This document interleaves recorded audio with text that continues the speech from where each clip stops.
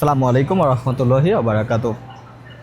আমি কিভাবে আসলে টেনশন ম্যানেজ করি, যে অনেক সময় আমাদের নানান ধরনের কারণে কিন্তু হলো টেনশন, কাজের অতিরিক্ত প্রেশার হলো চলে আসে।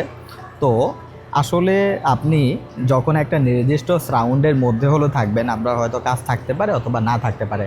স্বাভাবিকভাবেই বিষয়টা হলো এইরকম যে মানুষ আসলে বৈচিত্র্যতা হলো পছন্দ করে। মানুষের সিস্টেমই হলো এইটা, বিচিত্রতা হলো মানুষ পছন্দ করে। আপনি যত ভালো পরিবেশেই থাকেন না কেন, একটা জায়গায় থাকতে থাকতে আপনি কিন্তু ওই জায়গাটার সাথে হ্যাবিচিউট হয়ে যাবেন। হ্যাবিট যখন হয়ে যাবে, আপনার দরকার হলো এই জায়গাটা একটু চেঞ্জ করা।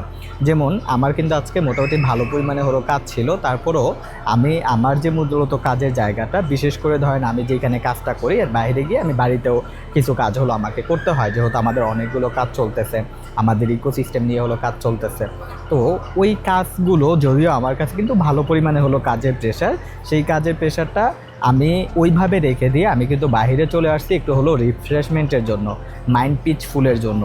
তো এই যে আমি আসলে চলে আসছি, এই সময়টা কি হবে, আমি হলো মনস্তাত্ত্বিকভাবে একটু হলো শান্তি অনুভব করব, এবং এই যে স্বাভাবিক সময়টা, এই সময়টা আমাকে একটু হলো রিফ্রেশ দেবে, আমাকে নতুন করে যেই সমস্যাগুলোর মধ্যে আমি আছি এই সমস্যাগুলোকে আরেকটু ভালোভাবে ফোকাস করতে হলো সুবিধা করবে। যতক্ষণ পর্যন্ত আপনি বুঝতে না পারবেন যে আপনার আসলে সমস্যা কী, ততক্ষণ পর্যন্ত আপনি কিন্তু এটাকে সমাধান করতে পারবেন না। আমরা অনেকগুলো হ্যাবিটের নাম জানি, এবং বিশেষ করে আমরা আসলে যতগুলো গল্প বলে থাকি বা জেনে থাকি, বেশিরভাগ গল্পগুলো কিন্তু আসলে আমরা ইংরেজি ল্যাঙ্গুয়েজের মধ্যে পাই। এবং সেলফ ইমপ্রুভমেন্টের জন্য যদি ভালো কোনো বই থাকে, তার মধ্যে একটি বই কিন্তু আছে হলো 7 habits of highly effective people. তো এইটার একটা পার্ট কিন্তু এইরকমভাবে আছে যে আপনি শুধুমাত্র যদি অনবরত কাজ করে যান, তাহলে আপনার প্রোডাক্টিভিটি হলো বাড়বে না।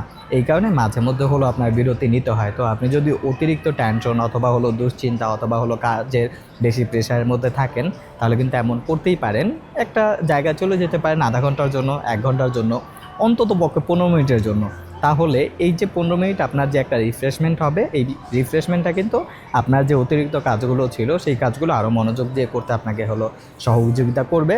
তো এই কারণে আপনার কাজের পরিবেশ থেকে অন্তত পক্ষে কিছু সময় আপনি হলো বিরতি নিতে পারেন, এবং এই সময়টা একান্ত উপভোগ করতে পারেন। ওই সময় এসে আবার চিন্তা করবেন না যে আমার আসলে কাজের প্রেশার হলো বেশি।